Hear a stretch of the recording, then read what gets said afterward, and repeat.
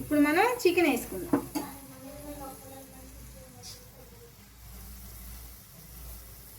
చూడండి, ఇది ఎండుమిరపకాయలు, ఎండు కొబ్బరి, గసగసాలు వేసాము. ఇది కూడా వేస్తున్నాను. ఇది కూడా కొంచెం పచ్చి వాసన పోయేలాగా ఒక్క 2 నిమిషాలు బాగా మగ్గనిద్దాం.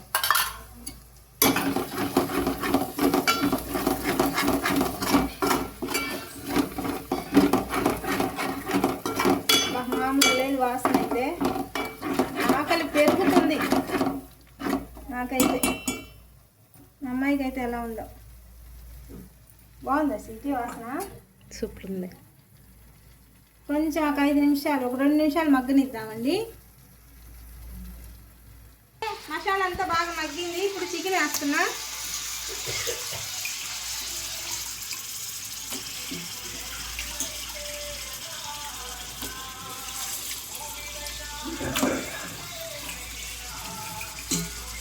ఈరోజు మీరేం కూర అనుకున్నారు? కామెంట్ చేసి చెప్పండి.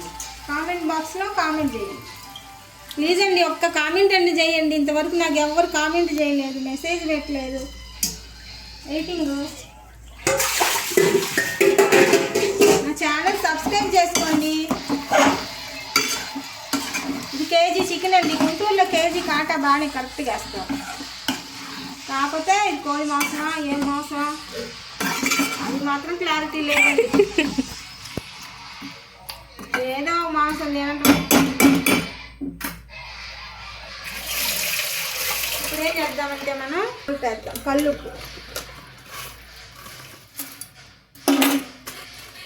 వేద్దామండి. బాగా ముక్కకు ఉప్పు పడితేనే రుచి పట్టిద్ది. ఇంకా నేను మా అమ్మాయి చదువుతుందని వేస్తున్నా. ఉప్పు,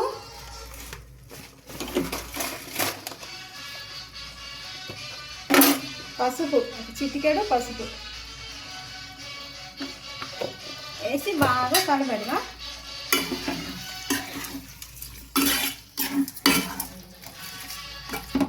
చేస్తుంటే తినాలనిపిస్తుంది కదా, అంత బాగుంది. బాగా మగ్గనిద్దామండి. కొంచెం మంట ఎక్కువ పెట్టి. కేజీ మాంసం కదా, తగ్గట్టు మంట ఉండాలి. మంట పెట్టేసి మూత పెడదామండి. ఇప్పుడు చూడండి, ఒక్క చుక్క కూడా వాటర్ వేయలేదు కదా. ఒక 5 నిమిషాలు ఉడికిన తర్వాత చూడండి ఎంత వాటర్ వస్తుందో అండి. చూడండి ఎంత నీరు వచ్చిందో. మనం ఒక్క చుక్క కూడా నీళ్ళు వేయలేదు.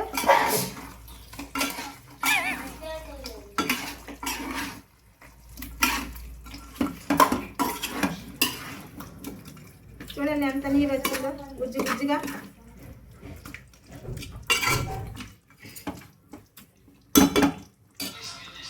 ఇప్పుడు మనం కొంచెం వాటర్ వేస్తున్నాం.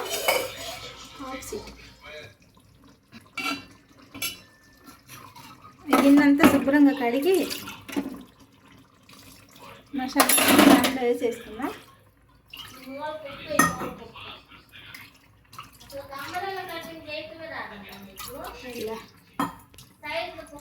ఇది చికెన్. ఇంకా కారం వేసే పని లేదండి. ఇది బాగా ఉడకనిద్దాం.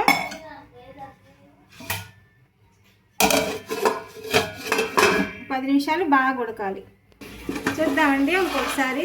చూడండి ఎంత బాగా ఉడుకుతుందో కూర. ఎంత కలర్ఫుల్గా ఉంది చూడండి. ఇంకా మనం ధనియాలు కూడా ఒకటే వేసుకొని బాగా ఉడికించుకోవాలి. నేను ఫస్ట్ ఏమి ముక్కలకి మసాలా ఏం పట్టించలేదండి. మామూలుగానే కడిగి తాలింపులో వేసాను. ఇలా కూడా చాలా బాగుంటుంది. మసాలా అంతా పట్టి తినేటప్పుడు చాలా బాగుంటుంది. ఇంకో 10 నిమిషాలు బాగా ఉడికిద్దాం. ఇప్పుడు మనం ధనియాల పొడి వేసుకుందాం. ఇది ధనియాలు, జీలకర్ర, ఇంకా బిర్యానీ దినుసులన్నీ వేసి పట్టిన పొడి అండి. దీంట్లోనే చెక్క, లవంగాయి, బిర్యానీ ఆకులు అన్నీ వేసాను. కొంచెం ఈ పొడి వేస్తే కూర చాలా టేస్ట్గా ఉంటుంది. గ్రేవీ కూడా ఉంటుంది.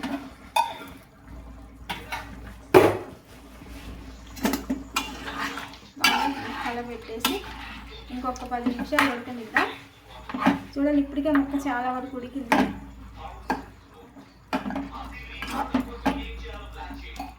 ఇంకొక 5 నిమిషాలు ఉడికితే రెడీ అయిపోతుంది.